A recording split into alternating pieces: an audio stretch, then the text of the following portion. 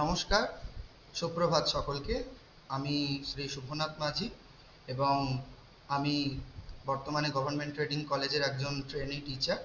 আমার method subject সংস্কৃত। আজকে আমরা মহাভারতের আদি পর্বের একটি অন্যতম একটি বিষয়, সেটি হলো উপমন্যু কথা, সেটা আমরা আজকে পড়ব। এই উপমন্যু কথার উৎস হল মহাভারতের আদি পর্বের যে তৃতীয় অধ্যায়, সেই পৌষ্য পর্ব অধ্যায় থেকে নেওয়া হয়েছে। এবং উপমন্যু কথা যেহেতু মহাভারতের একটি অন্যতম একটি গল্প, উপকথা, সেই জন্য এই উপমন্যু কথার রচয়িতা কৃষ্ণদ্বৈপায়ন বেদব্যাস। আজকে আমরা এই উপমন্যু কথা, এই উপকথাটির আমরা পড়ব। বলা হচ্ছে কি, অথাপরঃ শিষ্যঃ তস্য এব আয়োধস্য ধৌম্যস্য উপমন্যুঃ নাম। এই কথাটি সংস্কৃত ভাষা আমরা জানি যে সেখানে পদগুলি একটু ওলট পালট করে দেওয়া থাকে, কিন্তু সেখানে কারক এবং তার বিভক্তি অনুসারে সেগুলিকে আমরা অন্যয় বৃত্তির মাধ্যমে সেটিকে আমরা নিজের ভাষার নিজে যে ভাষায় কথা বলি, মাতৃভাষায়, সেটিতে আমরা রূপান্তর করে নিতে পারি। অতঃপর মানে পরে, অপরঃ শিষ্যঃ, অপর একজন শিষ্য। কার শিষ্য?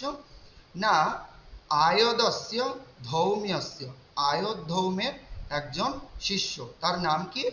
উপমন্যুঃ নাম। তার নাম উপমন্যু। তাহলে বাক্যটিতে আমরা কি পেলাম? যে তস্য এব আয়োধস্য, সেই আয়োধ ধৌম্যস্য, ধৌমের, উপমন্যুঃ নাম, উপমন্যু নামে একজন অপর একজন শিষ্য ছিলেন। তম উপাধ্যায়ঃ, তম মানে তাকে, তাকে কাকে? না ওই উপমন্যুকে। উপাধ্যায়ঃ, উপাধ্যায় মানে তার গুরু। প্রেষয়ামাস, প্রেরণ করেছিলেন। বৎস্য উপমন্যু গাঃ রক্ষস্ব ইতি। কি বলছেন? সেই গুরু তার শিষ্যকে বৎস্য উপমন্যু, বৎস উপমন্যু গা রক্ষস্ব, গরুগুলিকে, গা হয় এখানে দ্বিতীয়ার বহু বচনে আছে, অর্থাৎ গরুগুলিকে রক্ষস্ব ইতি, রক্ষা করো, অর্থাৎ পালন করো। রক্ষা করা মানে পালন করা। পিতামাতা আমাদের রক্ষা করেন, তার মানে কি? তিনি আমাদের পালন করেন। সহ উপাধ্যায় বচনাৎ অরক্ষত গাহ, সহ সেই উপমন্যু উপাধ্যায় বচনাৎ, অর্থাৎ উপাধ্যায় তার গুরু বচন হেতু মানে বচন শুনে অরক্ষত গাহা, সেই গরুগুলিকে পালন করতে লাগলেন। স চ, আর সে অর্থাৎ উপমন্যু, অহনি দিনের বেলায় গাহা রক্ষিত্বা, গরুগুলিকে রক্ষা করে, দিবস ক্ষয়ে, দিবস মানে দিন, আর ক্ষয় মানে শেষের দিকে, তার মানে বিকালবেলা বা গোধূলির সময়, দিবস ক্ষয়ে সেই সময়ে, অভ্যাগম্য সেই গুরুর কাছে এসে, উপাধ্যায়স্য অগ্রতঃ, তার গুরুর কাছে, গুরুর সামনে এসে, স্থিত্বা গুরুর সামনে এসে, নমশ্চক্রে নমস্কার করেছিল বা নমস্কার করলেন। তম, তম মানে সেই তাকে, তাকে কাকে? উপমন্যুকে। উপাধ্যায়, উপাধ্যায় পিবানম অপশ্যত, বেশ হৃষ্টপুষ্ট দেখতে পেলেন। যে এই কি কোথায় যাচ্ছিস উপমন্যু, দেখি। তারপরে তাকে দেখতে পেয়ে বলল যে তোকে তো বেশ হৃষ্টপুষ্ট লাগছে। উবাচা চ এনম, তাকে বলল, কি বলল? বৎস্য উপমন্যু, হে বৎস উপমন্যু, কেন বৃত্তিং কল্পয়সি, তুমি কিসের মাধ্যমে জীবিকা নির্বাহ করছো বা তুমি কি কাজ করছো? পিবানাসি দৃঢ়মিতি, তুমি খুব হৃষ্টপুষ্ট দেখাচ্ছ, তুমি তোমাকে অনেক ভালো দেখাচ্ছে। স উপাধ্যায়ম প্রতি উবাচ, সেই উপাধ্যায়ের প্রতি, উপাধ্যায়কে কি বলল? উবাচ বললেন। ভৈক্ষেণ বৃত্তিং কল্পয়ামি ইতি, ভৈক্ষেণ অর্থাৎ ভিক্ষার দ্বারা, তৃতীয়া আছে ভৈক্ষেণ, ভিক্ষার দ্বারা, বৃত্তিং কল্পয়ামি ইতি, আমি আমার যে জীবিকা সেটি আমি পালন করছি। তম উপাধ্যায়, তাকে উপাধ্যায় অর্থাৎ তার গুরু, প্রত্যুবাচ তাকে বললেন, মম অনিবেদ্য ভৈক্ষ্যম, মম অনিবেদ্যম ভৈক্ষ্যম, আমাকে নিবেদন না করে এই ভিক্ষাটি ন উপযুক্তব্যম ইতি, তোমার তুমি ব্যবহার করতে পারবে না, অর্থাৎ তুমি যে ভিক্ষাটা নিয়ে আসবে সেটা আমাকে নিবেদন না করে তুমি ব্যবহার করতে পারবে না। তারপরে দেখা যাক কি বলছে।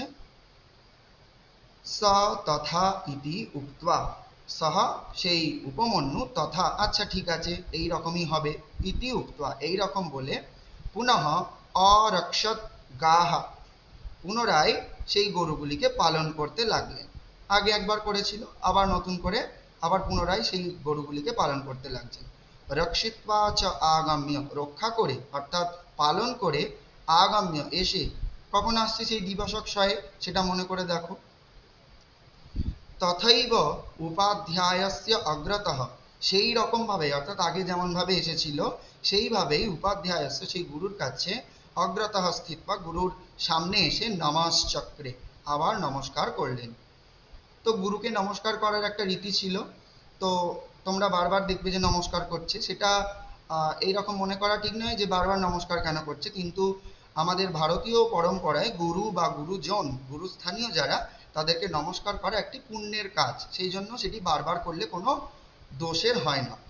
তম উপাধ্যায়স্য, তম উপাধ্যায়ঃ তথাপি পিবানাম এব দৃष्ट्वा, তম তাকে, সেই তার শিষ্য কে দেখে, উপাধ্যায় তার গুরু, তথাপি সেই রকম দেখে, পিবানাম এব হৃষ্টপুষ্ট দেখে, দৃष्ट्वा উবাচ কি বললেন, বৎস্য উপমন্যু, হে বৎস উপমন্যু, সর্বম অশেষঃ অশেষতস্তে ভৈক্ষ্যম গৃহ্ণামি, আমি তো তোমার সমস্ত যে ভিক্ষা অর্জন করে তুমি যা নিয়ে আসো, সর্বম সেই সমস্ত কিছুই, অশেষঃ অশেত অশেষতঃ পুরো নিঃশেষে আমি তো নিয়ে নিই, গৃহ্ণামি, কেন ইদানিং বৃত্তিং কল্পয়সি ইতি, তাহলে তুমি এখন ইদানিং, কেন কিসের মাধ্যমে জীবিকা নির্বাহ করছো। হ্যাঁ, স এবং উক্তঃ উপাধ্যায়েন, উপাধ্যায় কর্তৃক, সহ এবং উক্তঃ, সহ কহ উপমন্যু, উপমন্যু এইরকম ভাবে জানতে পারলো, জানার পরে উপাধ্যায়েন, উপাধ্যায়ের থেকে এরকম জানার ফলে সে বলল, প্রত্যুবাচ উপাধ্যায়কে বলল, ভগবতে নিবেদ্য পূর্বম অপরম চরামি, ভগবতে নিবেদ্য অর্থাৎ হে ভগবান, হে গুরু, আমি আপনাকে নিবেদন করে, পূর্বম অপরম পূর্বে আপনাকে নিবেদন করে, অপরম তারপরে, চরামি সেই ভিক্ষা আবার আমি করতে যাই, তেনা বৃত্তিং কল্পয়ামি ইতি সেইটার দ্বারাই আমি আমার জীবিকা নির্বাহ করি।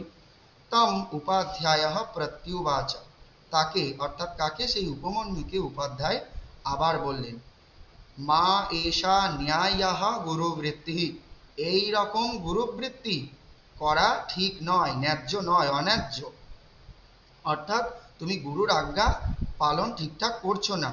অন্যেষামপি বৃত্ত্যুত অপরোধম করোষি এবং বর্তমানঃ লুব্ধোসি ইতি, তুমি এইরকম অন্যের বৃত্তি, তুমি দুবার তুমি ভিক্ষা করার ফলে তুমি অন্যের ভিক্ষাবৃত্তিকে আঘাত করছো এবং তুমি লুব্ধ হয়ে যাচ্ছ। স তথা ইতি উক্ত্বা গাহ রক্ষত, অর্থাৎ সেই উপমন্যু বলল ঠিক আছে আমি এরপরে আর ভিক্ষা করব না, তারপরে সে গরু চড়াতে গেল। গাহ রক্ষত রক্ষিত্বা চ পুনঃ উপাধ্যায় গৃহম আগম্য উপাধ্যায়স্য অগ্রতঃ স্থিত্বা নমশ্চক্রে, গরুগুলিকে আবার চড়িয়ে ফিরে এসে পুনঃ আবার উপাধ্যায় গৃহম উপাধ্যায়ের ঘরেতে, আগম্য এসে, উপাধ্যায়স্য অগ্রতঃ উপাধ্যায়ের সামনে, স্থিত্বা থেকে, নমশ্চক্রে তাকে আবার নমস্কার করলেন। তম উপাধ্যায় তথাপি, তাকে অর্থাৎ তাকে কাকে, সেই শিষ্য উপমন্যুকে, উপাধ্যায় উপাধ্যায় গুরু, তথাপি তেমনি, পিবানমেব দৃष्ट्वा আবার তাকে হৃষ্টপুষ্ট দেখে বলছে কি, পুনঃ উবাচ আবার বললেন, অহম তে সর্বং ভৈক্ষ্যং গৃহ্ণামি, আমি তো তোমার সমস্ত ভিক্ষাবৃত্তি নিয়ে নিই, তুমি যে ভিক্ষা করে যা কিছু আনো সবই তো আমি নিয়ে নিই। ন চ অন্যচ্চরসি, তুমি তো অন্য কিছু করো না। পিবানসি, তুমি তো হৃষ্টপুষ্ট বেশ। কেন বৃত্তিং কল্পয়াসি ইতি, তুমি তাহলে এখন কি জীবিকা অর্জন করছো। স উপাধ্যায়ং প্রত্যুবাচ, সেই উপাধ্যায়কে বললেন, ভো এতাসাম গবাং পয়সা বৃত্তিং কল্পয়ামি ইতি, ওহে আমি এই যে গরুর দুধ আছে সেই গরুর দুধ খেয়ে আমি আমার জীবন রক্ষা করছি। তম উপাধ্যায় প্রত্যুবাচ, তাকে উপাধ্যায় আবার বললেন, নৈতন ন্যায়্যম, এটা তো ঠিক নয়, পয়ঃ উপয়োক্তুং ভবতো ময়া অননুজ্ঞাতমিতি, এই যে তুমি দুধটা খেয়ে নিচ্ছ সেই দুগ্ধ ব্যবহারের অনুমতি তো আমি দিইনি। स तथा इति प्रतिज्ञाय गां रक्षित्वा पुनः उपाध्याय गृहमेत्य, সে সেই রকম আবার বলে যে ঠিক আছে আমি আর গরুর দুধ পান করব না, এই রকম প্রতিজ্ঞা করে গাং রক্ষিত্বা, গরুগুলিকে চড়িয়ে বা রক্ষা করে, পুনঃ উপাধ্যায় গৃহম, পুনরায় উপাধ্যায়ের ঘরে এত্য এসে, গুরোহ অগ্রতঃ, গুরুর সামনে স্থিত্বা থেকে নমশ্চক্রে, নমস্কার করলেন। তম উপাধ্যায়, সেই তাকে উপাধ্যায় পিবানমেব অপশ্যৎ, আবার তাকে বেশ হৃষ্টপুষ্ট দেখতে পেলেন।